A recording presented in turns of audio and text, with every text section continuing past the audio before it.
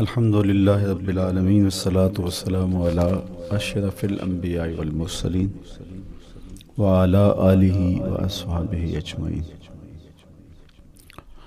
قال اللہ تعالی وتبارک فی القرآن المجید والفرقان الحمید۔ بسم اللہ الرحمن الرحیم۔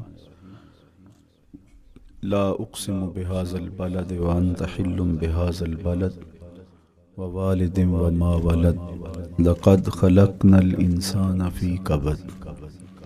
صدق اللہ مولانا العظیم وصدق رسولہ النبی الکریم الرؤوف الرحیم۔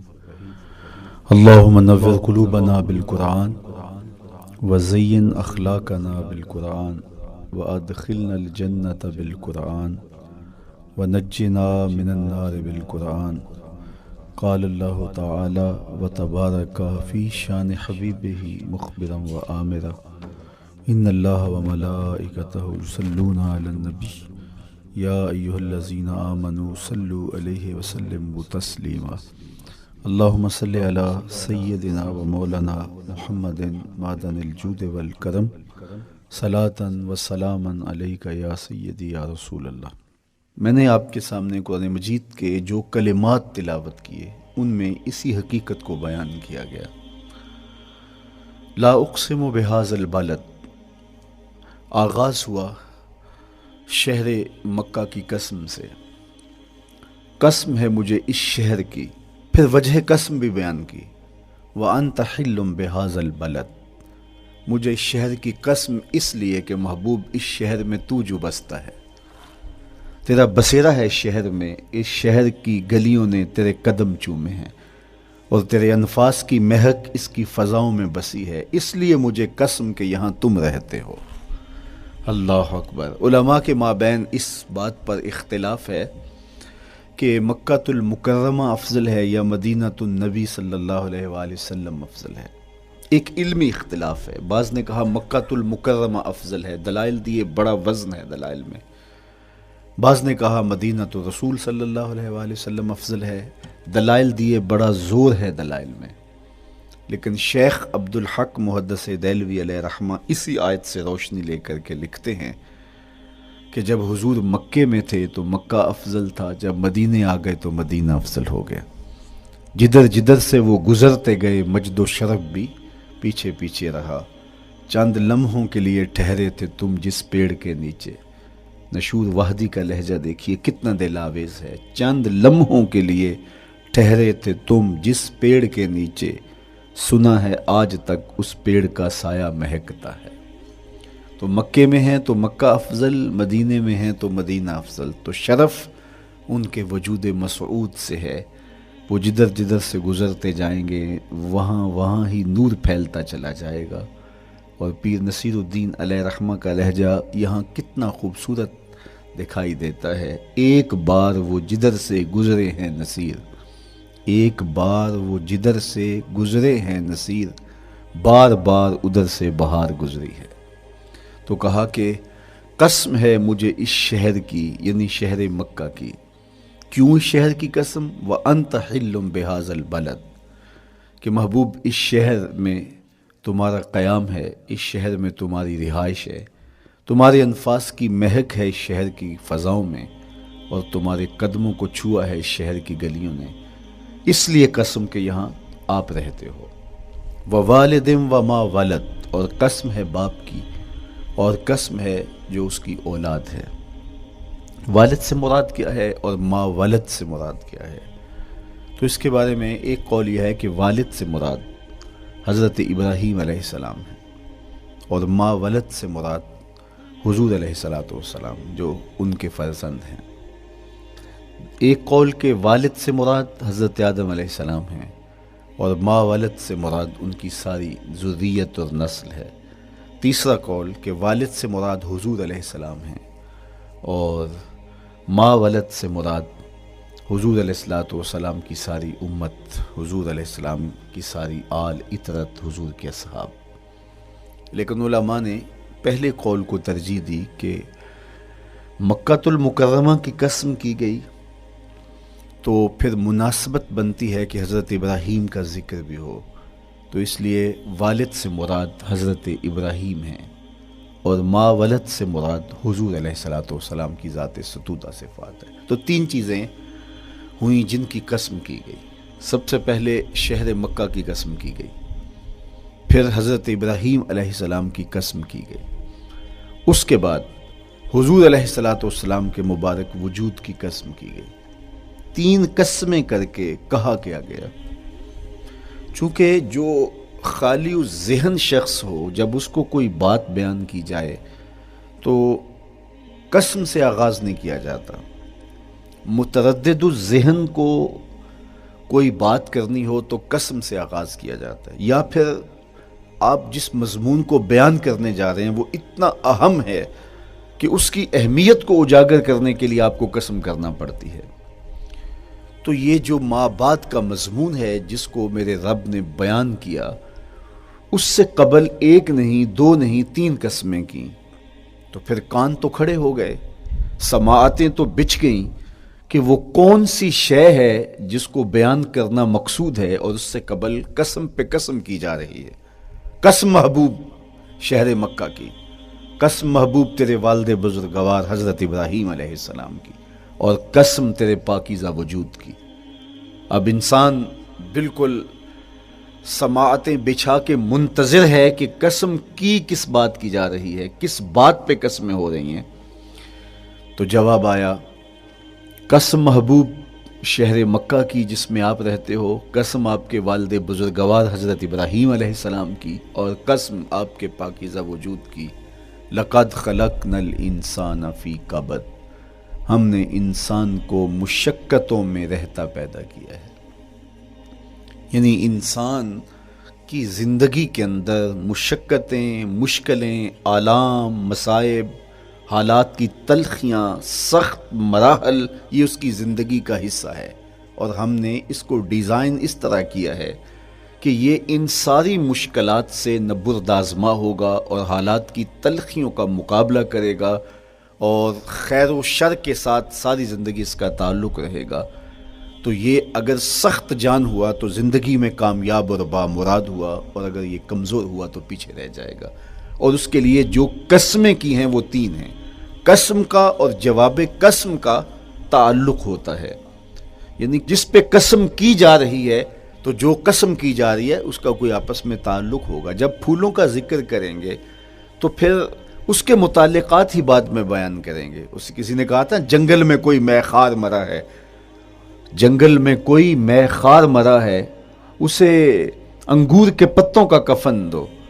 میاں جنگل میں مرنے والے شخص کو کسی اور درخت کے پتوں کا بھی تو کفن دیا جا سکتا ہے، لیکن صاحب مرنے والا مے خار ہے، اور شراب کشید کی جاتی ہے انگور سے، تو اس کو تو ٹھنڈ تب بھی پڑے گی کہ انگور کے پتوں کا کفن دیا جائے۔ تو مناسبات ہوتی ہیں۔ تو اب جب قسم کی گئی تو قسم تین چیزوں کی گئی، اور اس کی جواب قسم سے مناسبت کیا بنتی تھی؟ انسان کو مشقتوں میں رہتا پیدا کیا گیا، حالات کی تلخیوں سے گزرتا ہے، سخت تربیتی مراحل سے اس کو گزرنا پڑتا ہے۔ تو اس چیز کو بیان کرنے سے قبل تین قسمیں کی گئی۔ پہلی قسم میرے حضور کے پاکیزہ شہر کی، مکہ المکرمہ کی، اس لیے کہ مکہ المکرمہ میں دیکھ لیجئے کہ صحابہ اور حضور کے ماننے والوں نے کیسے تلخ زندگی کاٹی۔ شجر اسلام ثمر بار ہوا تو ہمیں تو یہ کھلے ہوئے پھول دکھائی دیتے ہیں، لیکن ہم نہیں بھول سکتے کہ بلال حبشی کی پیٹھ پہ کیسے کوڑے برسے اور احد احد کیسے پکارتے رہے۔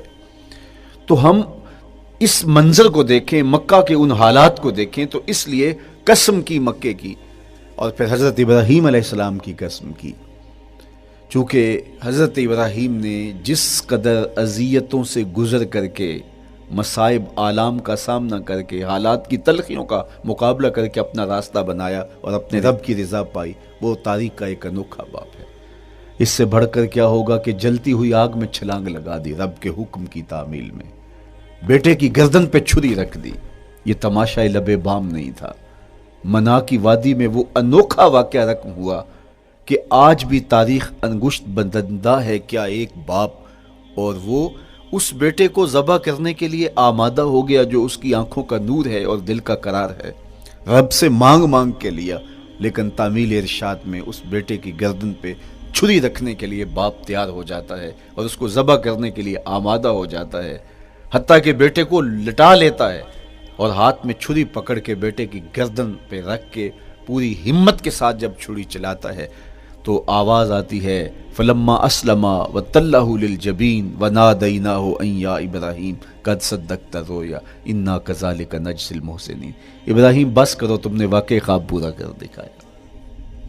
اپنی بیوی کو، اپنے نو مولود بچے کو وادی غیر ذی زرع میں چھوڑ آنا، جہاں کچھ بھی میسر نہیں تھا، یہاں آپ کو آپ کے ماں باپ چھوڑ کے جاتے ہیں، ایک خوبصورت آسودہ ماحول ہے، اور آپ کو جس مقصد کے لیے چھوڑ کے جا رہے ہیں تو وہ مقصد بھی آپ کی اور ان کے پیش نظر ہے، لیکن اس کے باوجود بھی جو ہے وہ آنکھیں نم ہو جاتی ہوں گی کہ ہم اپنی اولاد کو یہاں چھوڑ کے جا رہے ہیں، جبکہ ایک محفوظ پناہ گاہ میں آپ کو چھوڑ کے گئے۔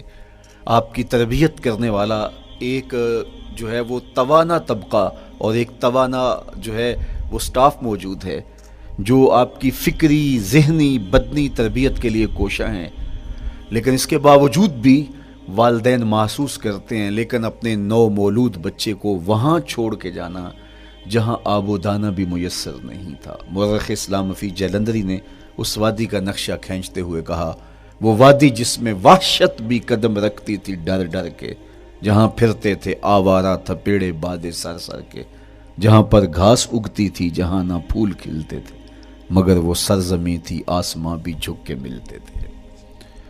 تو اس وادی میں چھوڑ کے آنا، حضرت ابراہیم نے جو امتحانات دیے، اس لیے ان کی قسم کی، چونکہ جواب قسم کا تعلق بنتا ہے، تو قسم ابراہیم کے پاکیزہ وجود کی کہ جنہوں نے دکھ سہے، تکالیف آلام گوارا کی، لیکن پائے سوات میں لغزش نہیں آنے دی۔ تیسری قسم میرے حضور کے پاکیزہ وجود کی فرمایا جتنے دکھ مجھے دیے گئے، جتنی اذیتیں مجھے پہنچائی گئیں، اتنی کسی کو نہیں دی گئیں۔ پیدا ہوئے تو حضور کے باپ کا سایہ سر پہ نہیں تھا، پھر اس کے بعد حضور مختلف مراحل سے گزرے۔ 6 سال کی عمر میں ماں کا انتقال ہو گیا۔ جب راہ حق میں لوگوں کو دعوت رشد و ہدایت دینے نکلے تو جو لوگوں کے رویے تھے اور جو اذیتیں لوگوں نے پہنچائیں وہ ایک الگ باب ہے۔ مکے کی گلیوں سے لے کے طائف کے بازاروں تک جن اذیتوں سے میرے حضور گزرے، ام المومنین سیدہ عائشہ رضی اللہ تعالیٰ عنہ فرماتی ہیں ایک دن حضور کی بارگاہ میں حاضری تھی تو ہم نے عرض کیا حضور کیا احد کے دن سے سخت دن بھی زندگی میں کبھی گزرا ہے؟ صحابہ کی نظر میں اس دن سے سخت دن کبھی زندگی میں نہیں آیا، اس لیے کہ جب 70 صحابہ کی لاشیں پڑی تھیں، حضور کے چچا حضرت امیر حمزہ شہید کر دیے گئے، اور نہ صرف انہیں شہید کیا گیا، ان کا مسئلہ کیا گیا، اعضائے بدنیاں کاٹ دیے گئے، ناک کاٹ لی گئی، زبان کاٹ لی گئی، بدن چیر کے کلیجہ نکالا گیا، اور پھر ان اعضاء کا ہار پرویا گیا، اور ہندا نے گلے میں ڈال کے رقص کیا، آنکھوں میں نیزے چبھوئے گئے۔ تو یہ دردناک دن تھا۔ تو حضور کے سر انور پہ سفید رنگ کی پٹی بندھی تھی اور چشمان رحمت میں آنسو تھے، اور بار بار فرماتے تھے ما فعل امی، میرے چچا کی کہانی سناؤ۔ تو یہ دردناک دن تھا جو صحابہ نے اپنی آنکھوں سے دیکھا۔ تو انہوں نے کہا حضور کیا احد کے دن سے سخت دن بھی کبھی زندگی میں آیا؟ ان کا خیال تھا کہ حضور فرمائیں گے ہاں یہ میرا زندگی کا مشکل ترین اور سخت ترین دن تھا، لیکن حضور نے فرمایا ہاں عائشہ، جب طائف کے بازاروں میں تیری قوم نے مجھے پتھر مارے تو یہ دن احد کے دن سے بھی سخت تھا۔ حضور ان کے 3 سرداروں کے پاس پیغام حق لے کے گئے، لیکن انہوں نے آگے سے جو رویہ اختیار کیا وہ اتنا اذیت ناک تھا۔ حضور نے فرمایا کہ ٹھیک ہے، میں تمہاری خیر خواہی کا جذبہ لے کے تمہارے تک پہنچا ہوں، تم نے میری دعوت کو قبول نہیں کیا، تمہاری مرضی، تمہارا مقصوم، چلو اب یہ بات میرے اور تمہارے درمیان رہنی چاہیے، اس بات کو راز رہنا چاہیے، اہل مکہ تک یہ بات نہ پہنچے۔ انہوں نے کہا ہم کیوں راز رکھیں، بلکہ اوباشوں کے ہاتھ میں پتھر دے دیے، اور حضور جب واپس ہونے لگے تو وہ حضور کے پاؤں پہ سنگزنی کرتے، حضور اپنا ایک پاؤں اٹھاتے تو دوسرے پاؤں پہ مارتے، شدت درد اور احساس کرب سے حضور بیٹھ جاتے تو ان کے غنڈے دائیں بائیں سے بڑھتے اور کندھوں سے پکڑ کے حضور کو اٹھاتے اور مشق سنگزنی کرتے، نالین خون سے بھر گئے، لخت لخت زخمی ہوا، اللہ اکبر، کیا دردناک لمحے تھے، کیا تکلیف بھری گھڑیاں تھیں۔ تو کہا کہ جب طائف کے بازاروں میں تیری قوم نے مجھے پتھر مارے تو یہ دن احد کے دن سے بھی سخت تھا۔ اچھا، جب حضور پر اس طرح آلام و مصائب ٹوٹ پڑے تو حضور کے ساتھ جو صحابہ تھے انہوں نے کہا حضور ان کے لیے بد دعا کر دیجئے۔ تو میرے حضور بولے میں رحمت بن کے آیا ہوں، میں رحمت بن کے آیا ہوں۔ اللہ اکبر۔ ان کا تقاضا پہم بڑا تو حضور کے ہاتھ اٹھ گئے، اور پھر حضور نے جو کہا سنیے، اللہم اہد قومی فإنہم لا یعقلون۔ اے اللہ میری قوم کو ہدایت دے دے، یہ مجھے جانتے نہیں، اگر جانتے تو ان کا میرے ساتھ یہ رویہ نہ ہوتا۔ تو پتھروں کے جواب میں دعائیں دینا پیغمبروں کا حوصلہ ہوتا ہے۔ اللہ اکبر۔ مورخ اسلام حفیظ جلندری نے کیا خوبصورت پیرائے میں نقشہ کھینچا کہ حضور ہاتھ اٹھا کے دعا مانگ رہے ہیں، الہی کرم کر کو سارے طائف کے مکینوں پر، الہی پھول برسا ان پتھروں والی زمینوں پر۔ تو حضور نے دکھ سہے، تکلیفیں سہی۔ اب 3 قسمیں کی۔ شہر مکہ کی قسم، جہاں حضور کے صحابہ نے تکلیفیں سہی، اس شہر کی گلیوں میں انہیں گھسیٹا گیا اور ان کو کچی کھالوں میں لپیٹ کے دھونیاں دی گئیں، انہیں اذیت ناک مراحل سے گزارا گیا۔ حضرت ابراہیم مشکل سے مشکل زندگی کاٹی اور رب کی رضا جوئی کے لیے کوشاں رہے، اور میرے حضور نے سخت ترین اذیتوں، مقاومتوں، مخالفتوں اور تکلیفوں کا سامنا کیا۔ تو ان 3 چیزوں کا حوالہ دے کر، ان 3 چیزوں کی قسم کر کے اب انسان کو بتایا جا رہا ہے کہ تم مشکلات سے تمہیں گزرنا پڑے گا، حالات کی تلخیاں تمہیں سہنی پڑیں گی، کسی مرتبے تک پہنچنے کے لیے تمہیں پھر تکلیفوں کی راہ اختیار کرنی پڑے گی۔ تم کون ہوتے ہو؟ میرا محبوب ہو تو تکلیفیں وہ بھی اٹھائے، 2 جہاں کا مالک ہو اور طائف کے بازاروں میں اس کے پاؤں پہ بھی پتھر پڑیں، اور کونین کا سردار ہو اور ان کے اوپر اوجری ڈال دی جائے، کائنات کا مالک ہو اور ان کو مکے کی گلیوں کے اندر ان کے گلے میں عقبہ بن ابی معیط کپڑا ڈالے اور تاؤ دے، تو کیا ان مشکلات سے تم بچ سکتے ہو؟ جب تم کسی منزل تک پہنچنا چاہتے ہو تو پھر یہ حوالے ماضی کے دیکھ لو، 3 قسمیں کر کے اس حقیقت کو بیان کیا۔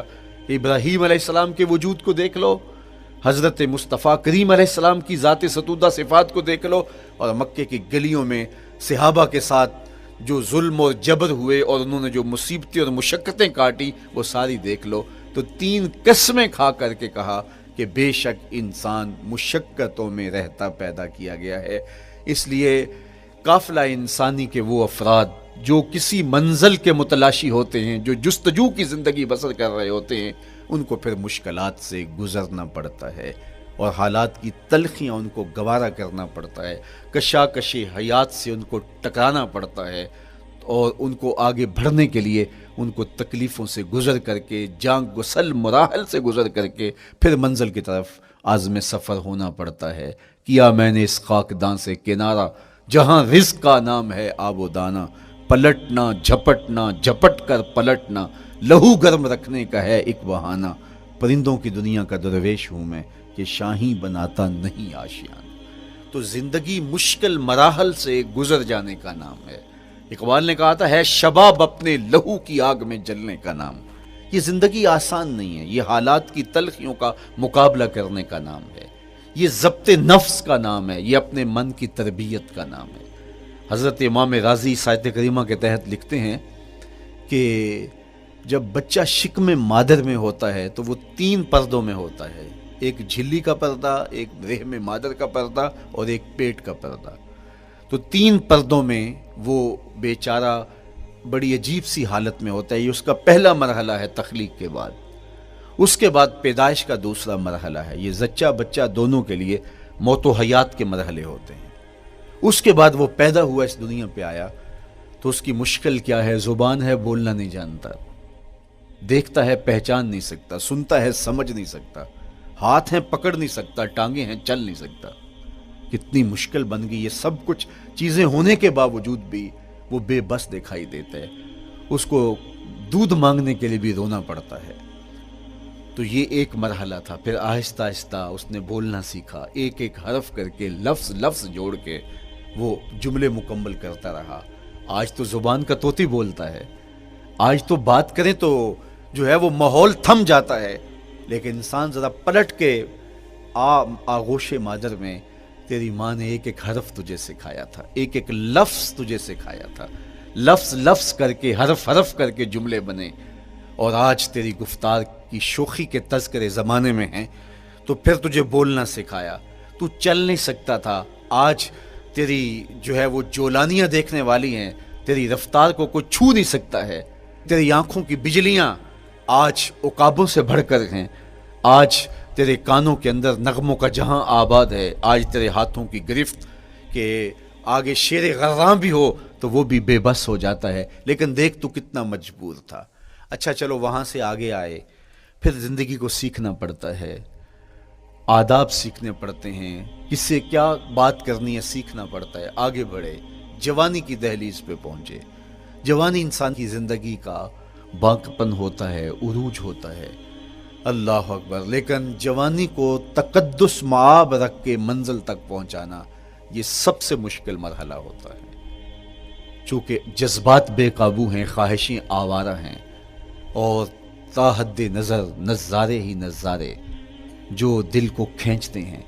اب اپنے تقدس کو جو شخص محفوظ رکھے، کائنات میں سب سے قیمتی جوہر حضرت انسان کا اس کی عصمت کا جوہر ہے، اور سب سے حسین چہرہ وہ ہے جو جنسی کالک سے اپنے آپ کو بچا لے۔ تو جوانی ہو، باقپن ہو، اور پھر اپنی خواہشات کو بے قابو نہ ہونے دیا جائے، سب سے مشکل مرحلہ پوری زندگی میں یہ آتا ہے۔ کسی نے کہا تھا کتاب زیست کا ایک اور باب بیت گیا، شباب بیت گیا، ایک عذاب بیت گیا۔ تو شباب کا ختم ہونا اور اس کو خیریت سے منزل تک پہنچنا، یہ کتنا بڑا مشکل مرحلہ ہوتا ہے، جس کا جوانی میں باطن کا چہرہ مسخ ہو جاتا ہے اور جنسی کالک سے جو چہرہ آلودہ ہو جاتا ہے، اس کا عفت کا دامن داغدار ہو جاتا ہے۔ تو اس لیے وہ چہرہ تاباں ہے، وہ چہرہ روشن ہے، وہ چہرہ منور ہے جو اپنے آپ کو کالک نہیں لگنے دیتا اور اپنی عصمت کی حفاظت کرتا ہے۔ میرے حضور نے بھی ارشاد فرمایا، سبعۃ یظلھم اللہ تعالی فی ظلہ یوم لا ظل الا ظلہ، 7 اشخاص ایسے ہیں قیامت کے دن جب کوئی سایہ نہیں ہوگا، اللہ ان کو اپنے عرش کا سایہ عطا کرے گا۔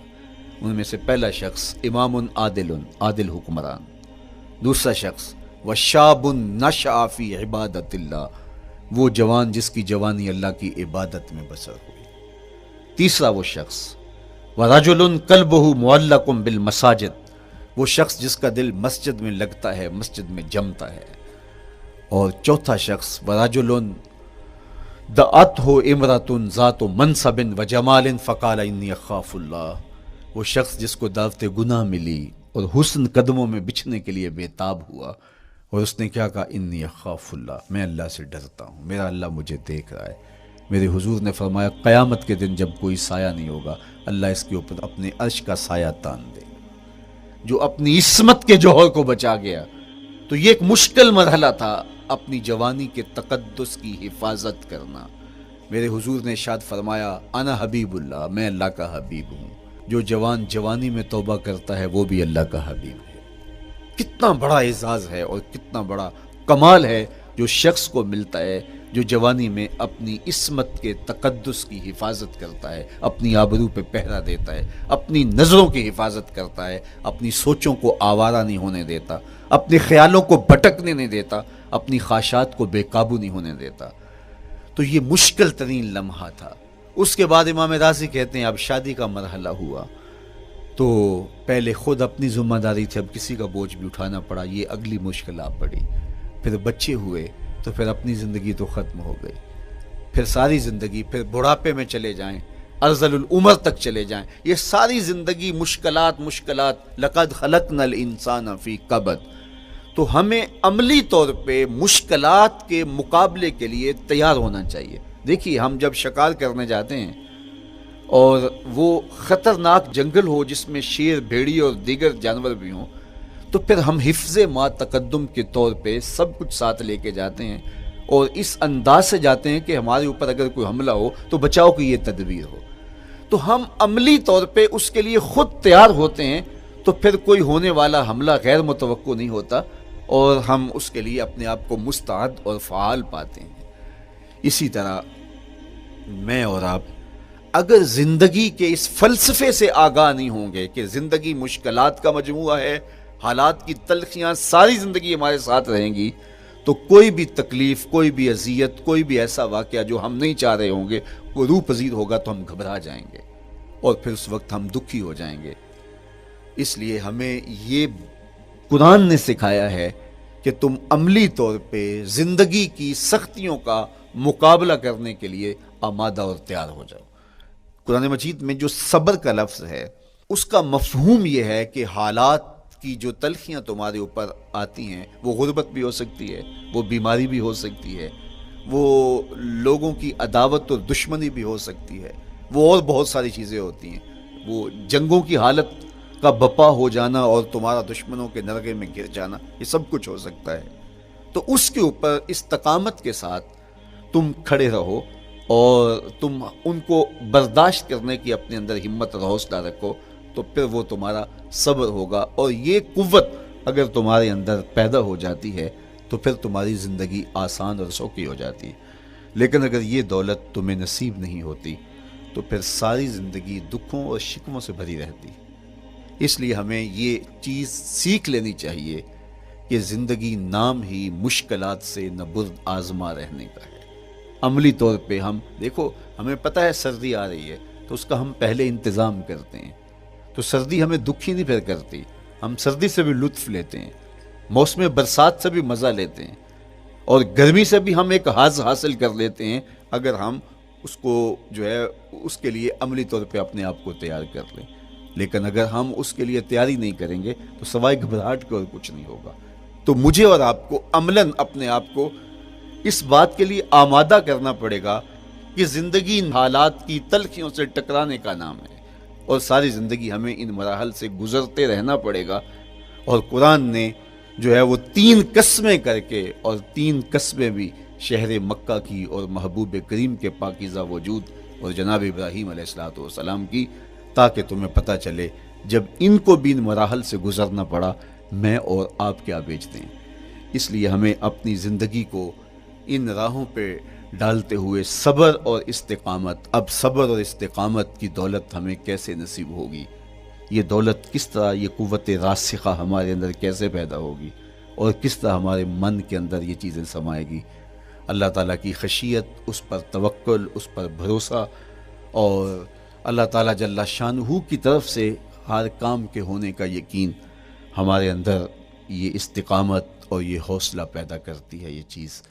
اس لیے مجھے اور آپ کو اپنی پوری زندگی میں اس عمل سے گزر کر کے اپنے آپ کو مضبوط ترین صورتحال میں لا کے کھڑا کرنا پڑے گا، اور یہی زندگی کا جمال ہے۔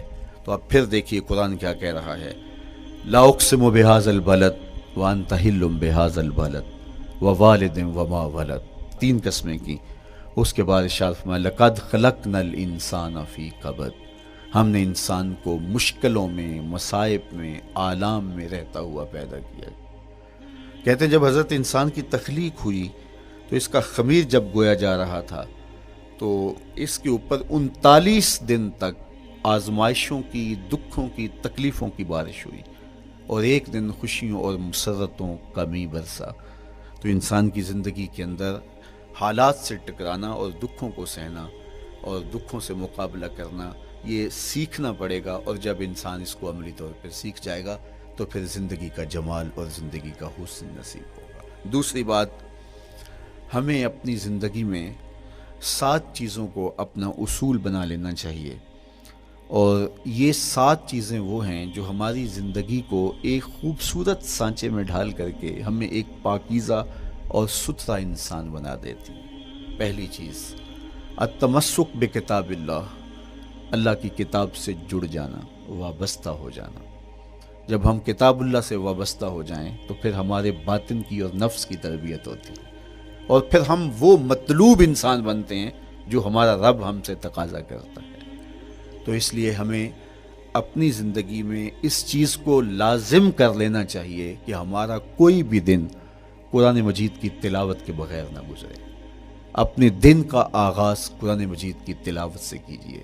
سورہ یاسین سے جو اپنے دن کا آغاز کرتا ہے، سارا دن اللہ کی امان میں رہتا ہے، اس کی حفاظت میں رہتا ہے، اور اپنی شب کا آغاز سونے سے پہلے سورہ الملک کی تلاوت کریں، آپ ساری شب اللہ کی امان میں، اس کی حفاظت میں رہیں گے، اور قرآن مجید کو سمجھ کر اس کے مفاہیم و مطالب کے ساتھ ایک رکوع کم از کم پوری زندگی، اپنی زندگی کے نصاب میں آپ کتنا وقت مختلف امور کے لیے سر انجام دیتے ہیں۔ یہ کتاب انسانی ہدایت کے لیے، انسانی تربیت کے لیے، اس سے کوئی اور بہتر اور مؤثر جو ہے وہ نصاب نہیں ہو سکتا ہے۔ انسان سازی کا بہترین ذریعہ ہے یہ کتاب، اور اس کتاب کے ذریعے سے جو ہے وہ انسان پستیوں سے اٹھ کے بلندیوں تک جا پہنچتا ہے۔ اقبال نے تو کہا کہ گر تمی خواہی مسلمان زیستن، نیست ممکن جز بقرآن زیستن، اگر تو مسلمان بن کے جینا چاہتا ہے تو قرآن کے بغیر ایک قدم بھی نہیں چل سکتا۔ تو آگے چل کے اسی نظم میں کہا کہ فاش می گوئم آنکھ در دل مزمرست، این کتابیں نیست چیزیں دیگرست، اگر میں کھل کے بیان کر دوں جو میرے سینے میں چھپا ہے تو میں تجھے بتا دوں کھل کے یہ کتاب نہیں، یہ کوئی اور ہی شے ہے۔ کن لوگوں کو کہاں سے اٹھایا اور یہ کتاب کہاں تک لے گئی، جو باہمی جنگ و جدل میں الجھے ہوئے تھے اور حرف شناس بھی نہیں تھے، جو سواد آشنا بھی نہیں تھے، پھر انہوں نے جو ہے وہ روما کی سلطنت بھی الٹ کے رکھ دی۔ یہ کرشمہ تھا اس کتاب کا، جس نے زندگی کا جمال ان کی روحوں کے اندر پیدا کر دیا۔ تو میں اور آپ اپنی زندگی میں قرآن مجید سے کبھی بھی دور نہ ہوں، روزانہ کی بنیاد پہ آپ تلاوت کلام مجید اپنی زندگی میں شامل رکھیں۔ انشاءاللہ اس کے اجالے دنیا میں اور آخرت میں آپ اپنی آنکھوں سے مشاہدہ کریں گے۔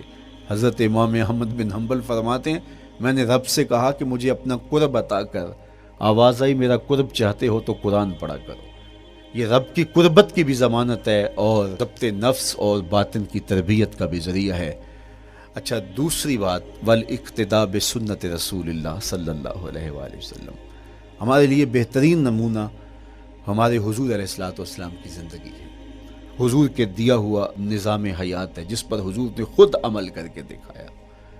میرا عشق رسول، میری محبت رسول اس بات کا تقاضا کرتی ہے کہ میں ان کے طریقہ حیات کے مطابق اپنی زندگی گزاروں۔ اسلام دعوے کی بات نہیں کرتا، دلیل ہم سے مانگتا ہے۔ آج میں کہتا ہوں میں عاشق رسول ہوں، اور اتنا بڑا عاشق رسول ہوں کہ میرے جیسا زمانے میں دوسرا کوئی نہیں۔ میرے جذبات ایسے دکھائی دیتے ہیں، آسمان کو چیر دوں گا اور زمین کو پھاڑ دوں گا، لیکن ہمسایوں کے ساتھ میرا سلوک بتاتا ہے کہ میں عاشق رسول نہیں ہوں، دوستوں کے ساتھ میرا رویہ بتاتا ہے کہ میں عاشق رسول نہیں ہوں۔ میں کسی سے وعدہ کرتا ہوں اور پھر اس پہ پورا نہیں اتر پاتا، تو صاحب پھر آپ عاشق رسول نہیں ہیں، آپ کچھ اور ہیں۔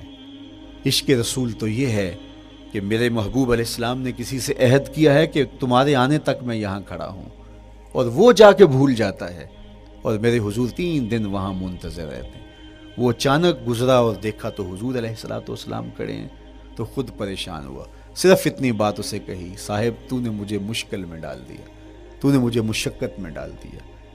عہد کیا ہے تو پھر اس کی پاسداری نبھا کے دکھائی۔ اللہ اکبر! میں اگر حضور سے محبت کرنے والا ہوں تو میرا رویہ بتائے کہ میں عاشق رسول ہوں۔ میری زبان پہ جھوٹ نہیں بول سکتی۔ آپ سے پوچھا گیا کہ مومن بزدلی کر سکتا ہے؟ کہا نہیں، بہادر ہوتا ہے، لیکن ہو سکتا ہے کبھی اس سے بزدلی سرزد بھی ہو جائے۔ پھر پوچھا گیا کہ مومن بخیل ہو سکتا ہے؟ کہا نہیں، سخی ہوتا ہے، لیکن ہو سکتا ہے کبھی اس سے بخل بھی سرزد ہو جائے۔ پھر تیسرا سوال حضور سے کیا گیا، مومن جھوٹا ہو سکتا ہے؟ فرمایا جھوٹا نہیں ہو سکتا، یہ پکی بات ہے کہ مومن جھوٹ نہیں بول سکتا۔ میں اور آپ اپنے رویوں میں دیکھیں کہ ہم کھڑے کہاں ہیں۔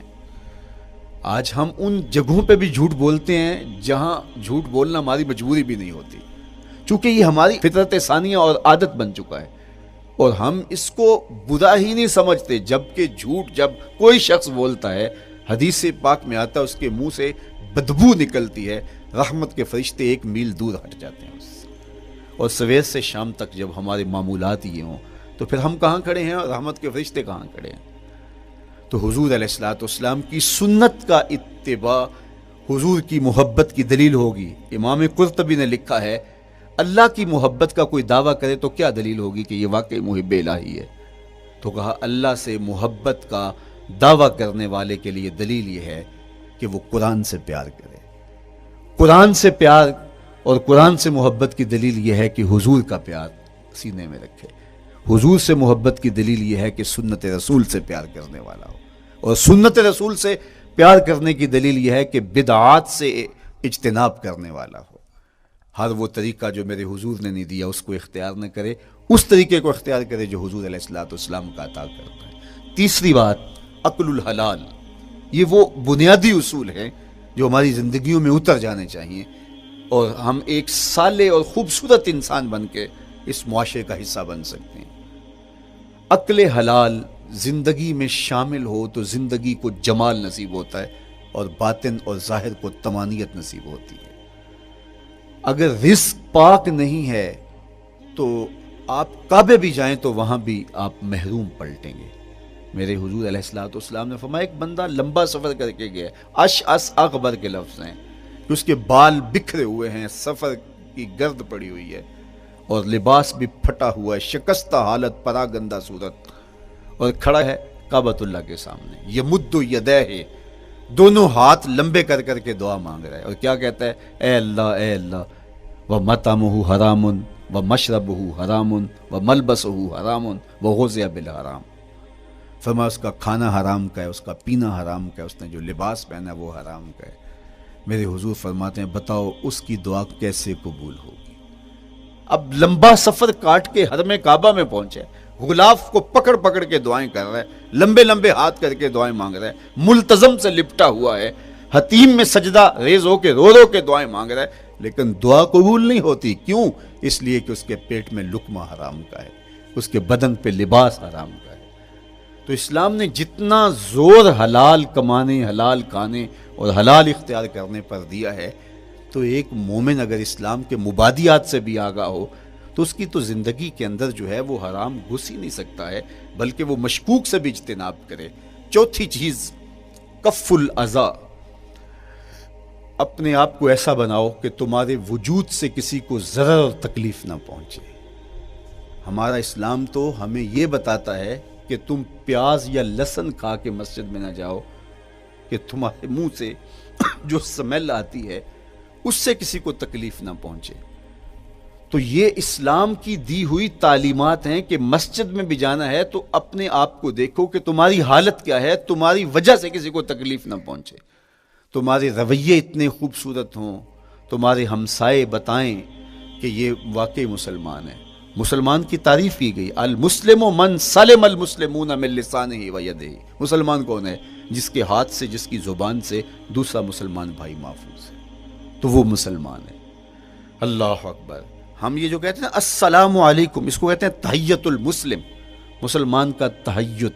تو اس میں اس کے معنی پہ غور کریں تو ہم اس کو ضمانت دے رہے ہوتے ہیں, السلام علیکم, تیرے اوپر سلامتی ہو. تو ہم اپنی جانب سے اسے ضمانت دیتے ہیں, میرے بھائی میری طرف سے تیری عزت, تیری جان, تیری آبرو سلامت ہے, اب میری جانب سے تو پریشان نہیں ہونا, میں تجھے سلامتی کی ضمانت دیتا ہوں. اور وہ آگے سے کیا کہتا ہے, وعلیکم السلام. میرے بھائی پھر میری جانب سے بھی تیرا سب کچھ محفوظ ہے. اگر سلام کا مفہوم اچھی طرح ہماری روحوں میں اتر جائے تو پھر ایسا ہو نہیں سکتا کہ ہم جس کو السلام علیکم کہہ دیں پھر اس سے ہم دھوکہ کریں, یا اس کی آبرو پہ حملہ آور ہوں, یا اس کے مال پہ حملہ آور ہو جب السلام علیکم کہہ دیا.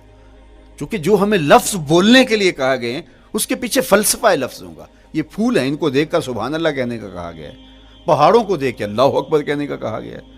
پہاڑوں کو دیکھ کے سبحان اللہ کہہ دیں اور پھولوں کو دیکھ کے اللہ اکبر کہہ دیں, ایسا کیوں نہیں کہہ دیتے؟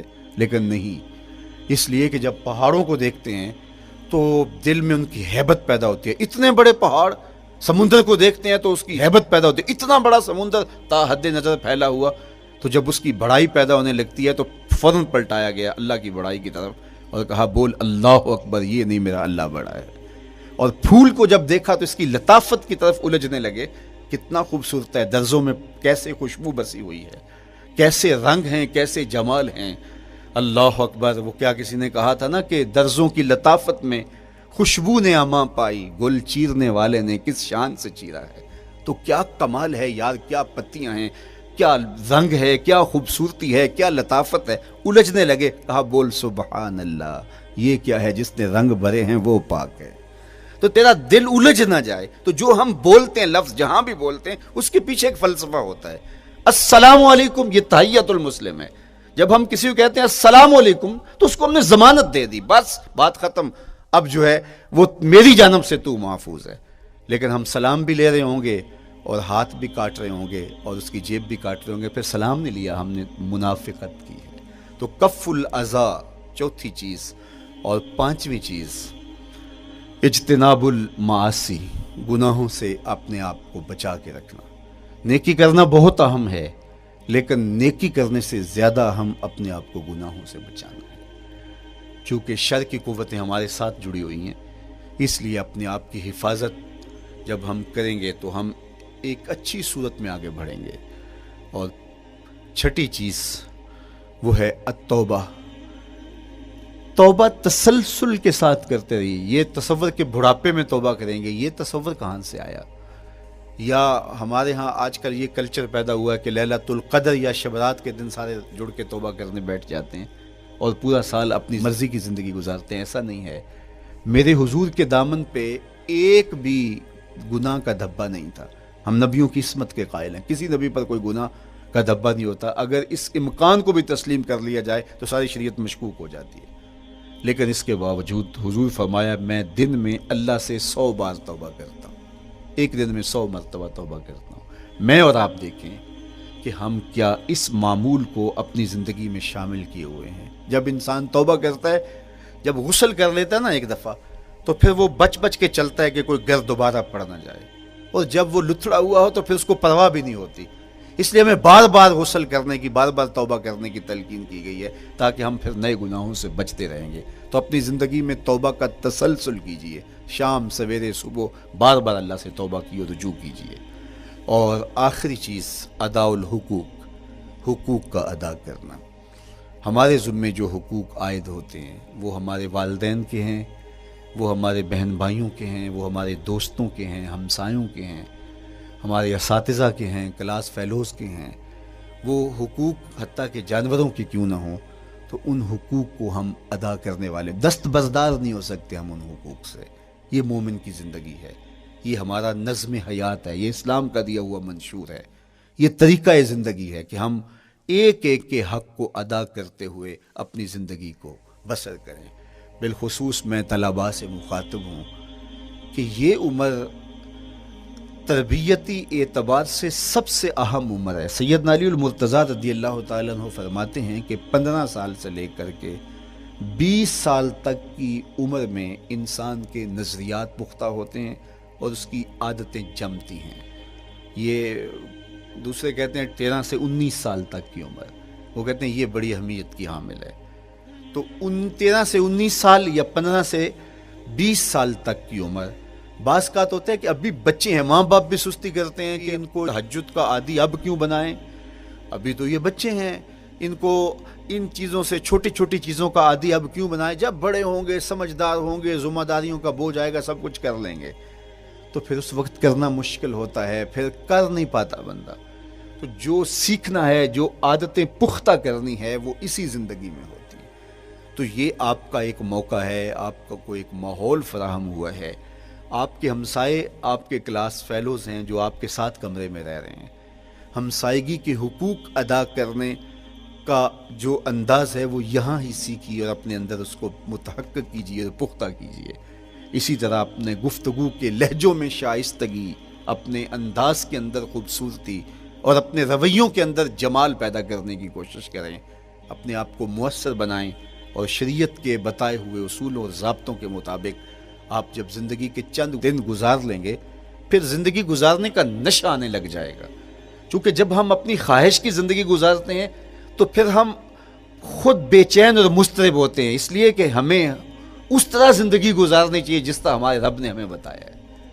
آپ کوئی بھی مشین خریدتے ہیں، کوئی بھی چیز لیتے ہیں تو اس کے ساتھ چھوٹی سی بک دیتے ہیں آپ کو، اس کا طریقہ استعمال بتاتے ہیں کہ اس کو یوں استعمال کرو گے تو دیر پا اس کے فوائد حاصل کرو گے۔ اگر یہ مائک ہم اس طرح استعمال نہیں کرتے، اپنی خواہش سے استعمال کریں گے تو پھر نتیجہ کیا ہوگا کہ تھوڑے دنوں کے بعد جو ہے وہ خرابی کی طرف سلسلہ چلے گا۔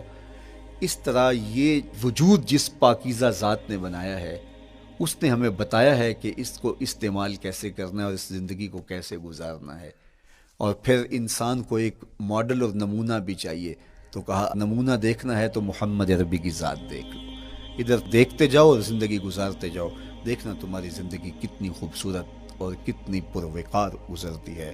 اللہ آپ کو دنیا آخرت کی برکتیں دے، اپنی پناہوں اور اپنی امان اور اپنی حفاظتوں کا حصار دے، اور آنے والا کل اللہ بہتر فرمائے، میرے وطن کی خیر کرے، میرے ملک کو امن کے اجالے دے، یہاں دہشت گردی کے سلگتے الاؤ ٹھنڈے کر کے امن کی بہاریں پیدا کر دے۔